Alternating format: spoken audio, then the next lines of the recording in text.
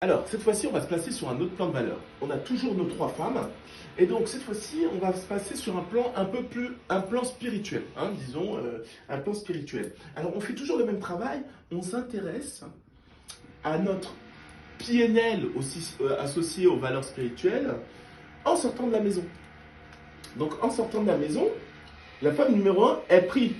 Donc, son PNL est positif. D'accord? Là, c'est strictement positif. Au niveau spirituel, ça a beaucoup de valeur pour, disons, le voyageur, et donc on est positif. La femme numéro 2, elle donne 100 euros. Elle est généreuse. On va dire aussi c'est positif. Elle donne 100 euros. La femme numéro 3, il y a deux choses qu'elle fait. Elle prend les 100 euros sans demander à son mari.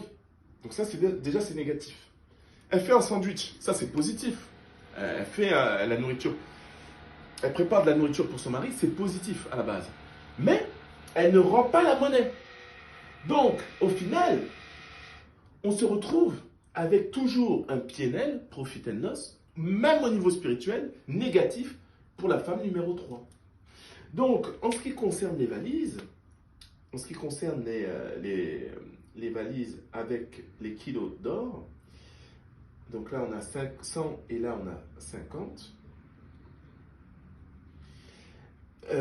Donc on sait que les deux valises vont se retrouver avec la femme numéro 1, femme numéro 2, comme dans le premier cas.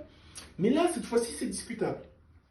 Alors, est-ce qu'on donne les 100 kilos à la femme numéro 1? Est-ce qu'on les donne à la femme numéro 2? On pourrait se dire.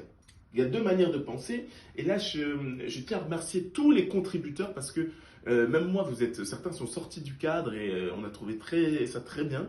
Donc, au niveau des justifications, on pourrait se dire, bon, elle m'a donné quand même 100 euros. Donc, je la rémunère à la hauteur de ce qu'elle m'a donné. Donc, on pourrait donner toujours les 100 kilos d'or à la femme 2.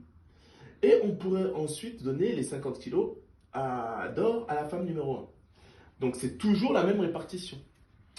Mais au vu de certaines réponses, certaines de vos réponses, ben, on a réfléchi, on s'est dit, ah oui, mais on pourrait faire autrement. Donc tout était acceptable du moment que c'était justifié. On pourrait se dire, bon, clairement, elle prie. Au niveau des valeurs, c'est quelque chose de vraiment... ça peut être vraiment très, très évalué par le voyageur. Et donc, il pourrait dire, puisque tu as prié, c'est grâce à toi, et puis c'est une valeur qui est très forte pour moi, je te donne les 100 kilos. Et les 50, je les donne à la femme numéro 2. Et on peut même aller plus loin, on va se dire que la femme numéro 1, vu qu'elle prie, eh ben, elle aura tendance à donner les 50 autres kilos à la femme numéro 3, juste pour avoir une sorte de paix. Il y a eu d'autres justifications, hein. Certains ont dit, bah, je donne 100 kilos à la femme numéro 2 puisqu'elle est déjà capable de donner 100 euros. Ça veut dire qu'elle est capable de générer elle-même de l'argent, elle n'en a pas vraiment besoin. D'accord? Alors, n'hésitez pas en commentaire à nous dire ce que vous en pensez de ces solutions.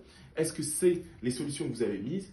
Et de l'autre côté, on va justement vous informer avec le tirage au sort. Franchement, vous avez dépassé toutes nos espérances et j'espère que ce petit jeu vous a un peu intrigué. N'hésitez pas à commander Apprendre les maths et mieux comprendre les maths. Vous avez des tonnes d'énigmes un peu comme ça mathématiques, surtout dans mieux apprendre les maths. À très bientôt.